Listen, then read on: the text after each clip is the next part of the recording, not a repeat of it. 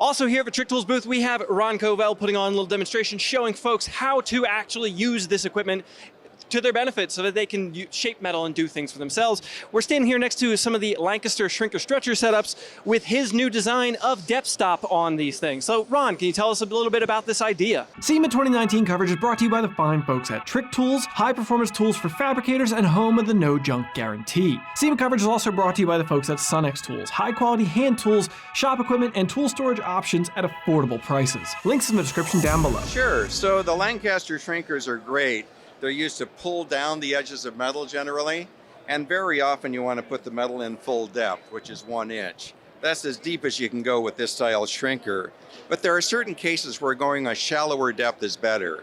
And this is an example. This is a part I want to put a lot of curvature in, so it works better to set the depth stop to about 3/8 of an inch. So all we need to do is to engage the metal in the jaws, then drop the guides down, lock them in place, and then I have a solid backstop that I can keep the edge of the metal against. As I run the metal through the machine, you can see it gives it a very, very even curve. And we can go back and forth as many times as we need to make pretty much whatever shape you want. So let me just finish the pass on this side. I'll make a quick pass on the other side, and then I'll show you what we're making here. So that's where we're at so far. Let me match that on the other side.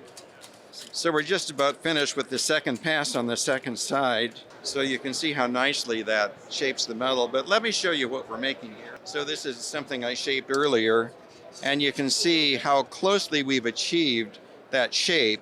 And the final step would be to use the round over dies to put the perfect radius in the part. But you need to shrink it first, and having the backstop really speeds that process. Yeah, I actually did a dedicated video about just that concept, the pre-shrinking to go ahead and round over radius piece really is such a key to getting a good quality shaped piece the way you want it to be. And really, this is all about consistency with this depth stop setup. It is, yeah. And I mean, if you can do something consistent, it'll help you to be a cleaner finished project in the end. Absolutely. All right, thank you very much for showing us that, Ron. It's been a pleasure. All right, folks, hope you found this video interesting. If you did, go ahead and drop it a like. Let me know in the comments down below, what do you think about this stuff? What are these tools? Ron Covell, it's just, there's so much going on in this little shot here. Thanks for checking this out, folks. Go ahead and subscribe to keep up to date with all the content all week long. Thanks for coming around.